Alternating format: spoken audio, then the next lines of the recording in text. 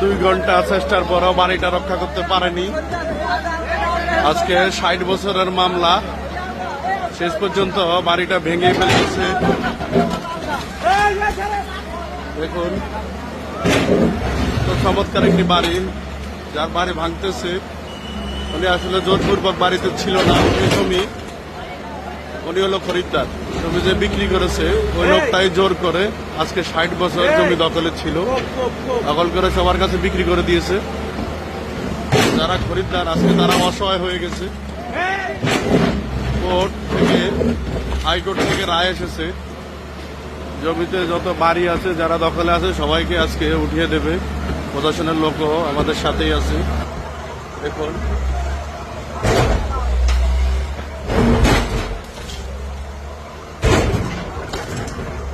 দুই ঘন্টা চেষ্টার পরও বাড়িটা রক্ষা করতে পারেনি, শেষ পর্যন্ত ভেঙে ফেলতেছে।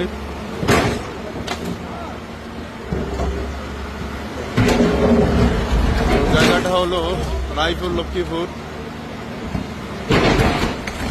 কাজীশ্বর 10 নং ইউনিয়ন।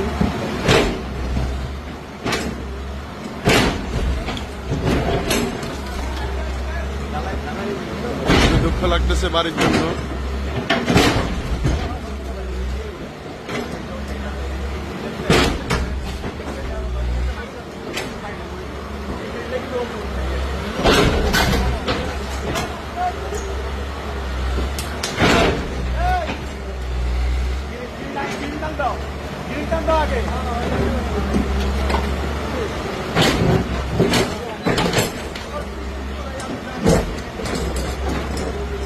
বাড়িটার সামনে যে ঘরগুলো ছিল এগুলো সব ভেঙে ফেলছে প্রশাসন।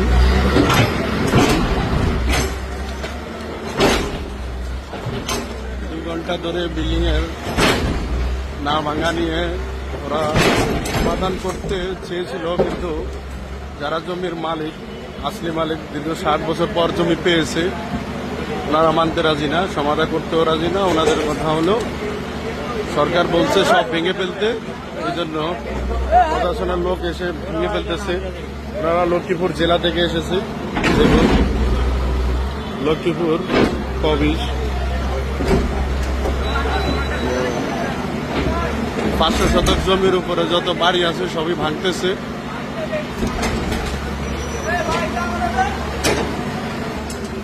হাজারো মানুষের কোলাহল, হাজার হাজার মানুষ। ক্যামেরা চোখ যাচ্ছে, শুধু মানুষ আর মানুষ।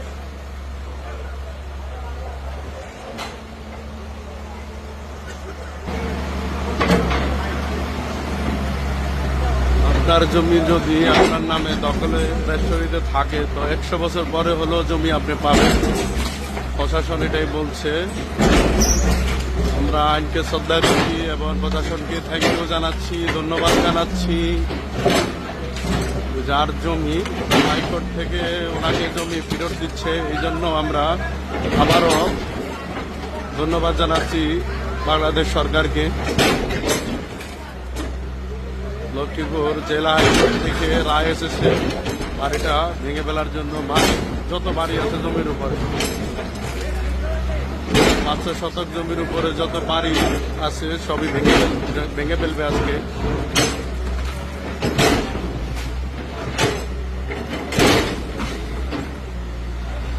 দুঃখ লাগতেছে যারা জমি ক্রয় করে বাড়ি করেছে তাদের জন্য আফসোস হচ্ছে। এই জমিগুলা যারা দখল করে রেখে বিক্রি করে দিয়েছে ওনারা তো নেই। 60 বছর মামলার পর জমিটা ফেরত পেয়েছে।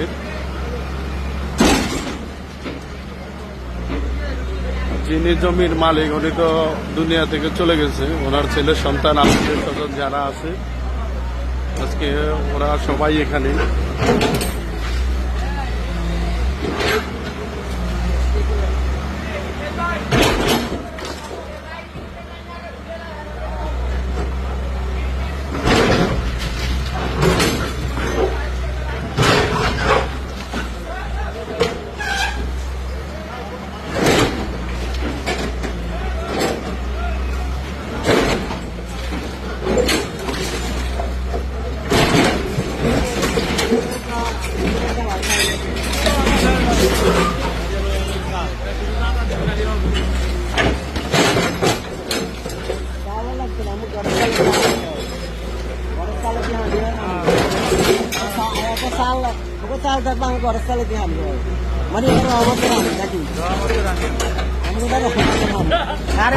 বাংলাদেশ সরকারকে আবারও ধন্যবাদ জানাচ্ছি 60 বছর পর জমির মালিক জমি বুঝিয়ে দেওয়ার জন্য।